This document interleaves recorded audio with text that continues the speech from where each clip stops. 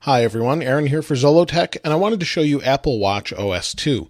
Now in order to get watchOS 2, obviously you need an Apple Watch, and you'll need to have it charged to 50% and have it plugged in while you update. So to do that, what you want to do is find your Apple Watch app. So mine's in this folder here. Open the app, go to My Watch. Once you're in My Watch, go to General, then go to Software Update. It's going to tell me that I'm up to date. watchOS 2 is up to date, but it'll tell you if you haven't updated that you have an update, and then you can install it. It does take some time, probably about a half an hour to 40 minutes to totally install it. It downloads it to your phone, downloads it to your watch, and then installs it. It takes a while, but once it's up, there's actually some pretty nice improvements. Now I used the previous version, the Gold Master, which was basically the pre-release final version, and it's worked pretty good. So let's turn it on. And I'll unlock it here.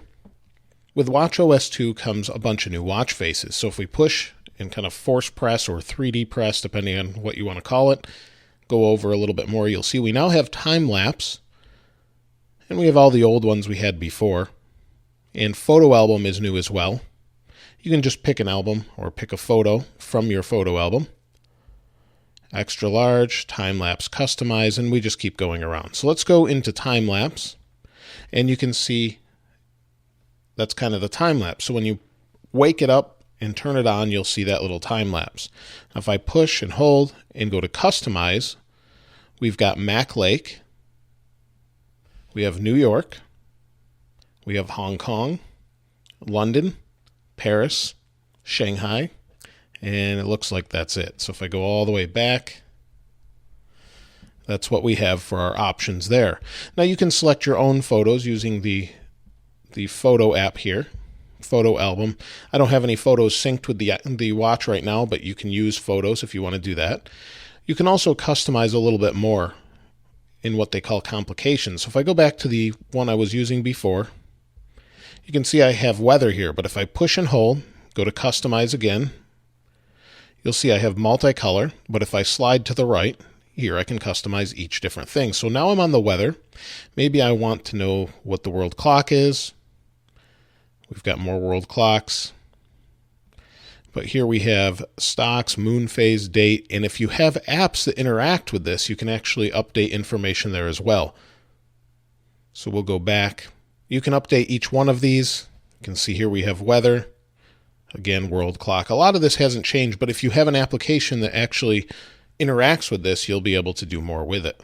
One other thing you can do now is what they call time travel. So if you just rotate the dial here, you can go forward in time and it adjusts the temperatures and the date to go along with it. So maybe you have an appointment at say 6 o'clock, you can fast forward basically to 6 o'clock and see what the weather is going to be like. And again, more applications will take advantage of this in the future, so that will be really nice when that comes out. Another feature is nightstand mode. So if you have the little puck it comes with, you can put the watch on it and turn it sideways, and it goes into nightstand mode. So you can see we actually have the time, the day, and if we have an alarm set, it will show there as well. One of the biggest changes, or most significant changes, is apps can now run natively. So if you go to your apps, now I really don't have any native apps, but these apps can now run natively on the watch instead of having to basically run a web page here and retrieve data from your phone. It can run right here, and that should make it much, much faster. You can also reply to email directly from here, which you couldn't do before. You could only reply to text messages, so you can just do a reply there. You can also add more friends. So if we go to the friends page, we have another page here, and we can continually add more friends, and we can add them right from the watch this time instead of having to use the app. We can also send more colorful sketches, so we can sketch, change the color here, sketch something else, and it will go through with those colors. We can also get transit information on our wrist. We can also use more cards with Apple Pay, and Siri does a little bit more for you. So you go back into Siri, and it's pretty full-featured. How are you today? And it picks up my voice very, very well. The Apple Watch is actually much faster now, and it should have been this way all along. But that's pretty much it for Apple Watch OS 2. Let me know what you think in the comments below. And if you haven't subscribed already, please subscribe and like the video. As always, thanks for watching. This is Aaron. I'll see you next time.